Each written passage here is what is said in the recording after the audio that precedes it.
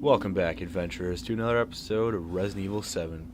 We just left off. I thought it was going to be the finale, but I guess not. And I'm in a quarry right now. Don't know why I didn't follow the helicopter over to the lab, but I mean, maybe the helicopter's umbrella, and it's either that or it's stars. I'm not exactly sure what is what in this. Like, it's very misleading, very twisty in the storyline department. Still doesn't make sense how Mia lost control after what felt like a few hours of me playing as her, not having any symptoms at all.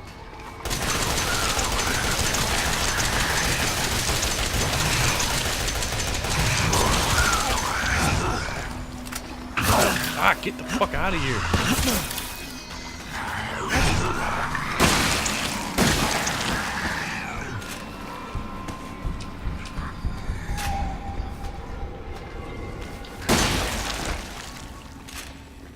You bitches. Ah, Jesus. Ugh. Okay, now it's turning into a hard-ass Resident Evil game. Okay, so this way's a dead end, it seems. What was that?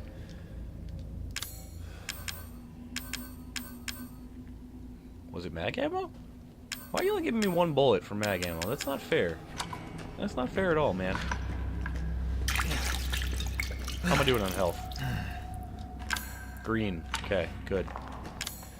Take down Evelyn. Really? That's it? Like, that's your, Ooh, more, I'm gonna probably need those. What, I have a machine gun on the bottom. I have the handgun on top.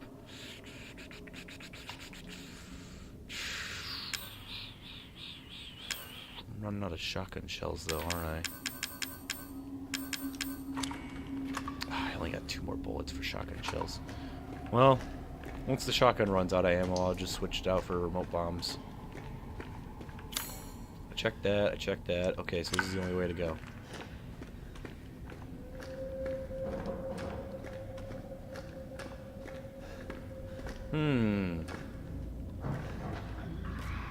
Oh, Jesus!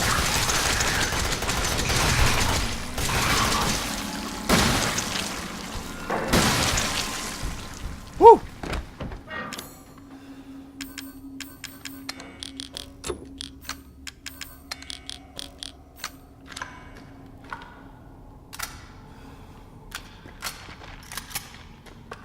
This looks like a trap. Like this is supposed to fall down or something. Hit me against the wall or something. I don't know. Looks weird. Wait, didn't I bring the grenade launcher? Yeah, okay. Cool. Alright. Just in case. Was I supposed to push this onto them? Yeah, I think so.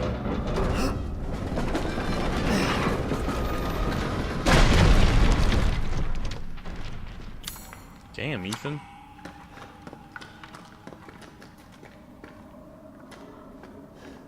Yeah. I wasn't supposed to waste ammo on that, but whatever, I guess. Okay, I got 2 remote bombs.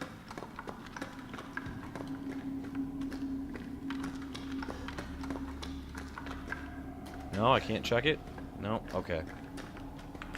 Only one way to go. What is happening in this game, man?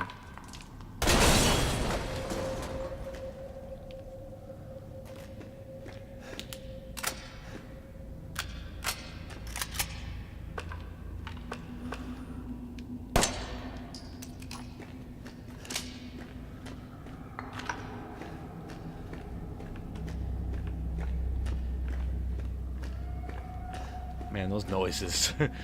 That's so fucking creepy. Sorry if I'm being quiet, but I'm just fucking real dead serious about this right now. Handgun ammo. Okay, I got 38. Anything over here in the rocks or anything? No. Alright. Did I check over here?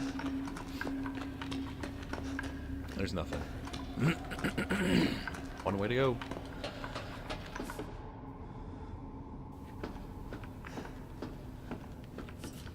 Oh, come on!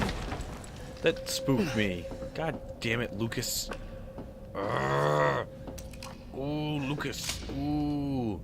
I'm on yellow. Fuck you, Lucas. Fuck you, man. Setting up traps in this place all over the goddamn place. You fucking kidding me right now? Yes. I don't have any more chem fluid. I don't want to write a message yet. Bathtubs are all sealed up. Okay. Air tank. Yeah, I guess let's check it out. Oh. Sent Friday, January 16, 2015. That was 2 years ago. 12:42 a.m. Thanks to you guys. It's been about a week since my head's been clear and back to normal, and she still thinks she's got me. You guys really don't. You guys really need to work on fixing that. Not only does she look like a little kid, but she's about as stupid as one too. Mom and Dad are still totally under though. I was wondering, is this whole family obsession something you guys programmed into her? It's kind of fucked up. Friday, November 4th, 2015. Still 2 years ago. How many days was that? January. Whatever. Oh my god, it was like almost a year. That bitch Mia is still somewhere in between Evie La La Land and reality. She gets pretty violent, so I locked her up in a cell. I thought maybe Evelyn would get mad since Mia's her favorite and all, but she doesn't seem to care. She actually goes and visits her sometimes, but I think Mia's her mommy. She thinks Mia is her mommy. Like I said, your bioweapon is fucked up. September 1st, 2016. Evelyn's family obsession is getting out of hand. She's making everyone kidnap more and more assholes off the street to add to her freak show of a family. Maybe she's getting tired of Mia not coming around.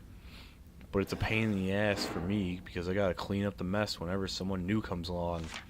By the way, Evie's looking sick or something. Her skin is getting all wrinkly and she's getting gray hairs. Is that supposed to happen? It's almost like she's getting old all of a sudden. Who are you? Is it Lucas? I feel like it's Lucas because it's the same kind of crap Lucas pulled. It can't be Lucas. He's too stupid to know about a bioweapon. The report details of the symptoms that appear when the bacterium that grows inside the E-Series infects a human. Be sure to read this document thoroughly before dealing with the E-Series weaponized assets, hereafter referred to as mold. Initial infection: the mold ingests nutrients from the subject's body to propagate itself and slowly takes over the cells within the body. As a side effect of this, the infected subject gains remarkable regenerative abilities. During experiments, we removed arms and legs from the test subjects and found that they were able to cope the amputated limbs in a matter of minutes. Mid-stage infection. Once the mold reaches the brain, the subject's thoughts become in tune with those of the E-Series asset. The subject starts to hear things and experience hallucinations, and soon comes under the complete control of the E-Series asset. If this state continues, the host will lose all sense of ego. Complete infection. After every cell in the body has been taken over by the mold, the subject begins to lose their human form. Physical mutations differ from case to case, but all result in him or her acquiring incredible physical strength. Containing a subject at the stage would be extremely difficult. Wow, that's... So D-Series is totally not Tyrant T-Virus. It's some different kind. Oh, Jesus, they fucking froze one, didn't they? 5 minutes after dose, vomiting. Your E-neurotoxin E-Series diagnose test. 10 minutes after dose, death. 12 minutes after dose, cell calification? Calcification. Calcification. That's an interesting new word.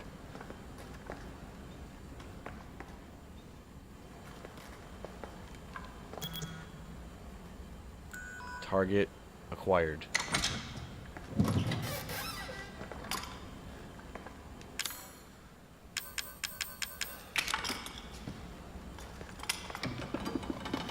Oh, it's D-Series.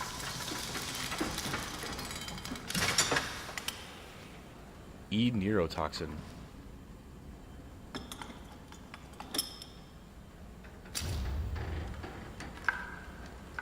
E-neurotoxin destroys cells of any subject based on the E-Series bioweapon model. Used only for disposal of E-Series assets. The toxin must first be simulated before use. Do this by placing the sample of the E-Series cells into the neurotoxin container. Okay. Weird. The project was instigated in 2000 as one of the several concepts for the company's NextBuzz, next generation experimental battlefield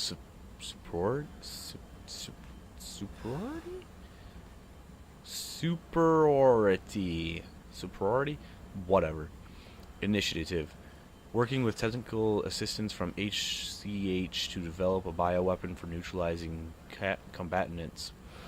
Massy, with minimal direct contact. NextBuzz was later folded and all its assets diverted to this project. What makes this project markedly different from the controversial weapons is the ability to turn enemy combatants into allies, converting hostile elements into willing servants. Since this effectively eliminates the cost of not only POW handling, but also combat itself, it's no wonder we had the blank and even blank's blank organization chomping at the bit to get on board. The project would never have existed if it were not the discovery in blank of blank, the remarkably progressed viacurant evolution fungus that we commonly term the mutamycete. The fabrication method for each bioweapon was to introduce the mutamycete genome to a pre-stage 4 human embryo and perform cultivation in a controlled environment over a period of 38 to 40 weeks. The resultant organisms were referred to as candidate specimens and graded based on usability from the impractical and faulty Series A through D. There's A through D. To perfect the E-Series, a common appearance was selected for the bioweapons that a roughly 10-year-old girl to ensure ease of blending in with urban refuge populations. The first E-Series specimen, named Evelyn, has proven capable of secreting the myomycete blank from her tissue at will. It is also of note that Evelyn's mutamycete imposes a profound control over the body and mind when introduced to a host organism. We still have a lot to learn about the mechanism by which Evelyn achieves and maintains this control, but the working theory is that the vector is similar to the autoinductor pheromones used to quorum sensing in, oh my god, these words, pudesdomosnas bacteria. Evelyn's control is exerted in a series of discrete stages, the first of which is hallucination. Almost immediately after infection, the subject begins to see images of Evelyn, though she is not in fact there, and even hear her voice, which is inaudible to anybody else. Auditions with infected subjects throughout the stages of infection reveal that at first the Phantom Evelyn appears to be a normal young girl, sometimes desiring companionship or assistance. As time progresses, she begins to make more and more extreme demands, including self-mutilation and attacks on other people. Ooh. The psychological shock in this induces help to break down the mind's natural barriers to Evelyn's brainwashing effect. And by the time mental control is achieved, the mutamyscent infection has progressed through the body's cells, and so the body... blank. Oh, man. Any more?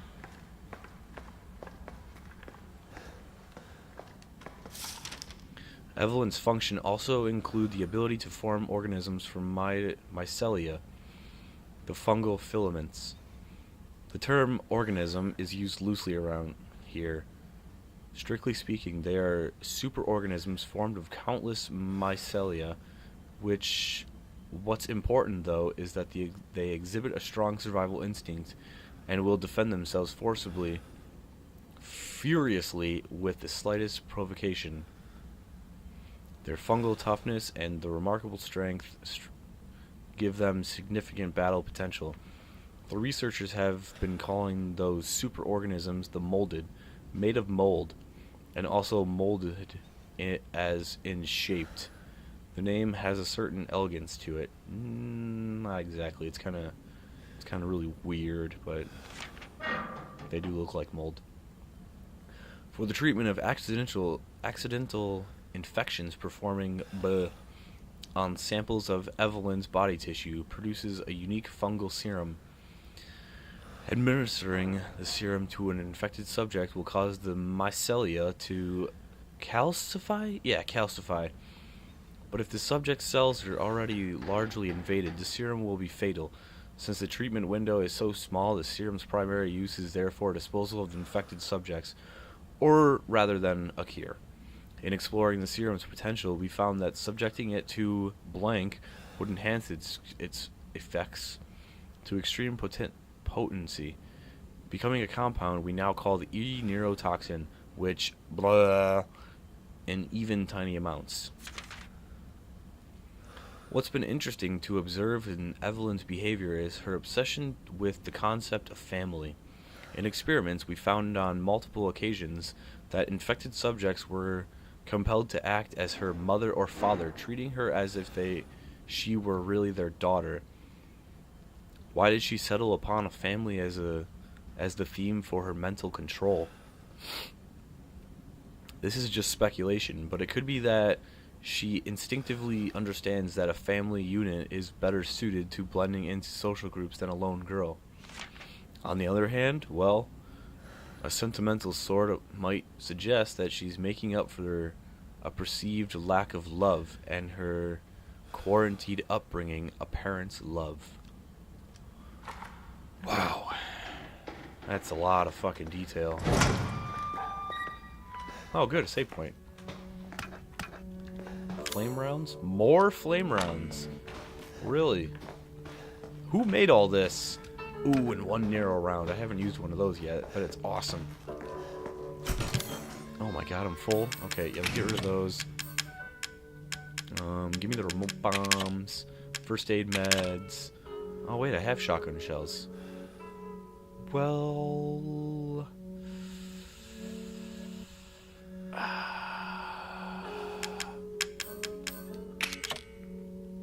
Well...